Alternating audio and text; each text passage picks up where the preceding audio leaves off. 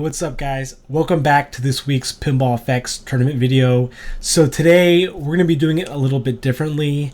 I don't want to just talk and blab about the one ball challenge itself, but I want to mention something that I think is really important to note. And I mentioned it last week in my previous video, and that is pinball is an interesting hobby and game because it is a single player experience, right? At the end of the day, it's really just one person playing. It's you and the pinball machine. But you have to remember that pinball was really made to be experienced a lot differently. You know, you think about where pinball tables were first, where you saw them, where the machines were in local arcades, they were in businesses that were populated, bars and pubs, right? And so they were in places where people would congregate. And so when you'd play pinball, sometimes you'd have people watching you play. I remember watching my dad play Attack from Mars at the arcade in like 1995. And this was before I even understood pinball. But I remember seeing those aliens move on the machine and just being so bewildered by this awesome sight that I was seeing, all this eye candy that I was watching, watching the ball move. And I think some of my earliest memories of pinball are from that very experience, and which is really probably what got me into pinball to begin with. Seeing all those lights, hearing all those sounds, right? And so, yes, you do play pinball as a single player experience, but you have to also think about designers of pinball really wanted to get more people involved. They made, they started out making two-player editions of machines, right? So they'd create a table, and then they'd create another table that would be a two-player version. And then eventually they started creating four-player versions. And it never really worked out that way per se. I mean, that was the idea, that you'd have people getting 2 or 4 people playing a game, the table. And that's how, they saw it. But, when people would play, usually they'd just play and then that would be it. But the intention was pretty much that, to have more people playing. And, also, of course, you have to consider that this was also like pinball machines were like, vending machines where, of course, pinball, manufacturers wanted to make money. And so you make more money by having more people play. But I think really designers wanted pinball to be an inclusive experience with more people playing, more people watching. And so as I was playing this throughout the week, I really began to realize that that's where I get my fun from. That's why pinball's fun to me, and it's fun competing with you guys. It's fun competing and joining in other people's tournaments, people that I've never met, but I'm able to join their tournaments and compete. And so it's an active kind of participation, and that's really why I like making these videos, because I get to compete with you guys. And you're not just viewers, you're also participants in my video, right? So you watch the video, but you also are a part of the video. I mention your name, I talk about you, and that's just so cool to me. I noticed that when I play pinball by myself, or I'm not even in a tournament, it doesn't really feel the same. And even when you play by yourself, you still have leaderboards, and I think that's still part of the experience, right? Is playing in these leaderboards, not the tournaments, but the leaderboards, and having a high score there, right? Think about on pinball tables how you have your name displayed at the end, where you put your initials. So just remember that pinball is not really a single player experience, but it's best experience, in my opinion, when you can connect with people, when you can join these tournaments and compete. That's really where you get a lot of the joy. So this week, throughout the week, I was really, what I've been doing lately actually is I'll just go on the tournaments tab here, and I'll scroll down the list And what I'll do is when I get tired of playing my tournament, I'll scroll through this list and I'll find tables in tournaments that I enjoy. So, a one ball challenge here, look, 21 hours left, and I might play that. And so that's what I've been doing. And I think it's something that, is really cool to do because you join other people's tournaments and sometimes you see familiar names, which I saw familiar names. I'm like, oh yeah, there's Max Velocity, there's Dave. So it's really cool. And I just wanted to mention that and touch on that as well. But let's talk about this one ball challenge that we had on Indiana Jones. And Indiana Jones is an interesting table for many reasons. And one of them that I noticed is that it doesn't have a skill shot. This table does not have any skill shot. And I thought about it and I said, wouldn't this table have benefited from having a skill shot? Because skill shots are really cool, like, features on pinball tables. I think when you can make or score the skill shot, you feel so good and it already gets you pumped about the table. But it kind of felt weird because this table has so many mechanics. I just thought, why did the designers not add a skill shot? But that being said, this table also has a lot going for it. It has that upper swivel playfield with those holes, those gobble holes. That is a really kind of a big part of this table, the Path of Adventure mechanic.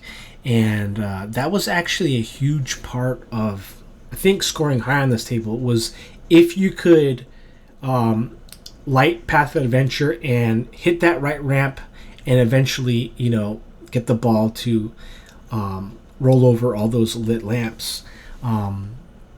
So, even though this table doesn't have a skill shot, I don't think it really had too much of an effect, but I think it would have been nice if it did. So this table also has a couple of various video modes. One of them that I think is really fun is the Holy Grail, where you have to choose the right one. So if you've seen the movie, a lot of these video modes are based off the movies. There's a part where Indiana Jones has to choose the correct Holy Grail. And so this video mode kind of is a test of your eyesight where you're like, oh my gosh, am I going to actually choose the right one? Because it messes with your eyes. But I like it, and it gives you like 20 million points. I think there's also like a video mode with a mine cart, as well as like a bar, like a gallery, like a bar fight mode where you're in the bar, but I never got to that. Every time I'd hit the Hand of Fate, it's that that shot where you get random awards. It would always give me 10 million. So. But there was a lot of other awards like 20 million, Super Jets, and it never chose those. So I'm kind of wondering if that's like a defect or is that like part of the game itself. And something else I wanted to mention is how do you like to play your pinball? So I know some people like to play with like the ambience turned down all the way. Some people like it turned up. Some people like to lower the sound effect volume. Some people like no pop-ups. Some people enjoy the extra effects. Some people like it vanilla. So I'm kind of wondering, how do you play when you're playing these tournaments? Do you have music on in the background that kind of help pump you up and motivate you, or do you just play default as it is, or does it really matter? But I just thought about that as I was playing, because I realized that I kind of don't really do anything special. I don't have any routine, but I just kind of play as it is. I have pop-up scores. I prefer playing without any extra effects, because the effects kind of distract me. So that's what I think. I don't think I've ever mentioned that before, but I think it's something worth mentioning. And also, you have different view settings. Some people play with a moving ball, some people play with static view, and some angles you can actually see more of the table. So I think there are some advantages to playing with different angles. but I'm not really sure because I always play either View 2 or manual. But you might want to, consider that if you're struggling, maybe you might do better with a different field of view. So this table was actually a wide body super pin, and so we've been playing quite a few lately. We played Star Trek, which is also a wide body. So wide bodies, from my experience, play a lot differently than standard size tables. They usually play a lot slower, and they seem a little more difficult from the ones that I've played. And so I wanted to ask you if you thought that was the case with your experience with wide bodies. But I do want to say that since this tournament was open, we had a lot of people, 42, and there was a lot of shifting in the positions. So for a long time, Ref Jeff was at the top. He was in first place for a while, and then more people started playing, and then I think Balchi was at the top for a while, and then Pomor PL was at the top, and then I just checked recently today before the tournament ended, and we have Goldfish Fishy. So I want to say congratulations to Goldfish Fishy for 384 million points. I don't think I'm familiar with that person in our tournaments, but I'm always going to shout out the first place, because when you have 42 people playing in your tournament, first place is not easy to come by. So congratulations to Goldfish Fishy. But in second place, we had Bad Jack Daniels with 333 million points. And Bad Jack Daniels actually improved a lot throughout the week. I think he was actually below me with 98 million. And throughout the week, I was wondering if there was going to be change, and Bad Jack made a huge leap to first and now second. So congratulations to Bad Jack for that impressive score to take second place. Then we have third place, Pomor PL. This person was in first for a while, actually, and then Bad Jack took his spot. And then in fourth place, we have Balchi 99 with 276 million. Balchi is back. Balchi, for a couple of weeks now, has been towards the bottom, but Balchi sent me a message and said that he's back. He's got his pinball prowess back. So congratulations and welcome back to Balchi for fourth place. In fifth place, we have Ref Jeff with 242 million. Ref Jeff is usually in first, and he had first for a long time. But like I was just saying, a lot of people took his spot. We had a lot of people in this tournament, more than usual. I mean, we had 42. So really cool to see a lot of people join. In sixth place, we have Antar with 216 million. Antar has also been on our tournaments. He likes to play Zakaria. So if you've played Zakaria, you might have seen his name on the leaderboards. He's really high on there. So congratulations to sixth place, Antar. Going down in eighth place, Max Velocity with 206 million. Max Velocity is also in our tournaments. And I actually saw him compete in other tournaments as well as I was playing throughout the week, which is always cool. I love seeing familiar names in tournaments. Underneath Max Velocity in ninth place is Geronimo in game with 196 million points. So Geronimo has been in our tournaments now, and he's also improved. So that's something that I've noticed. So really happy to see Geronimo improve. I was actually so close to beating Geronimo.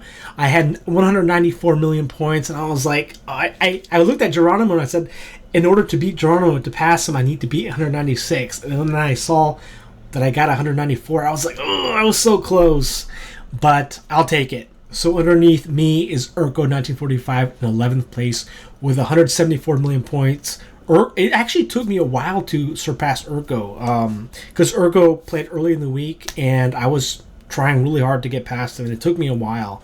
So going down here, we have Carpy Sun in 12th place with 171 million points.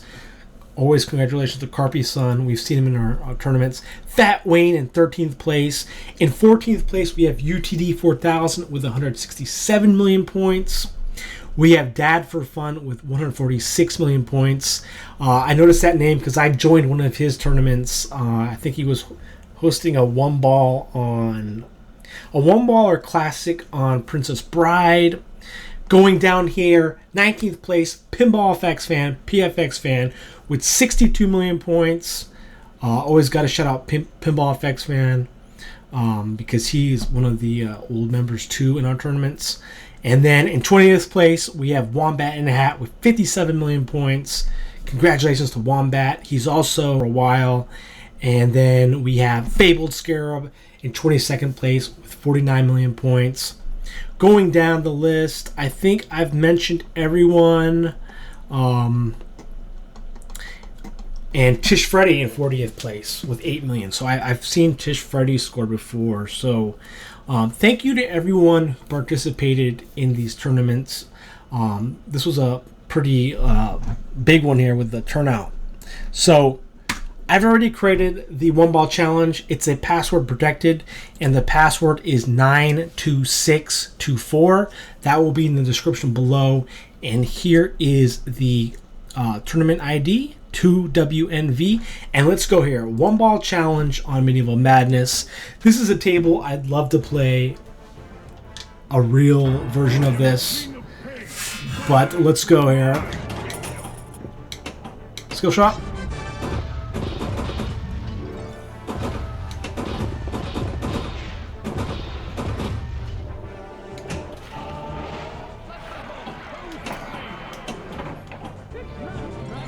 Got up. So it's kind of similar too. You have these different randomized awards like you did in Indiana Jones with Hands of Fate.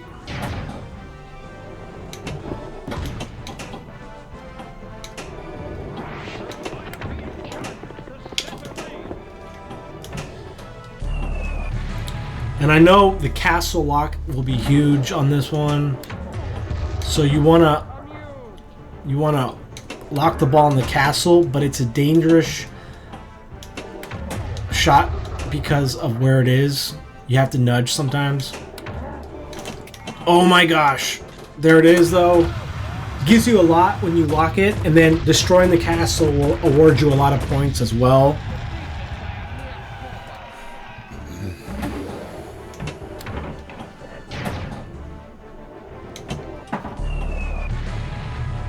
So you have a lot of ways for multi-balls.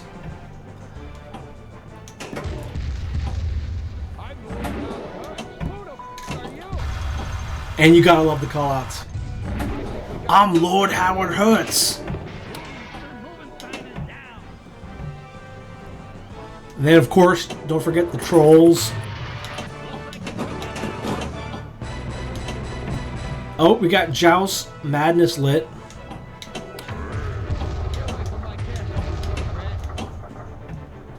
Okay, where's Joust Madness?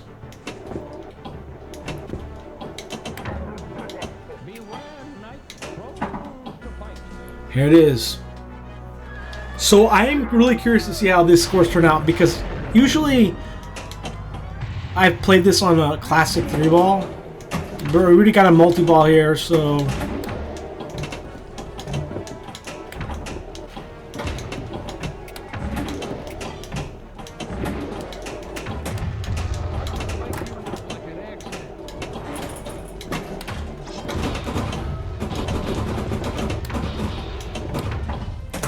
Oh yes. We love a castle lock.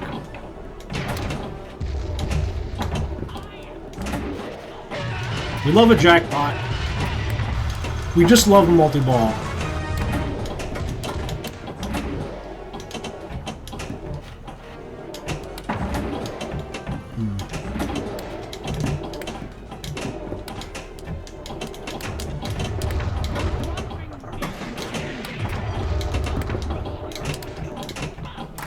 Whoop. No! Why didn't I nudge? I should have nudged.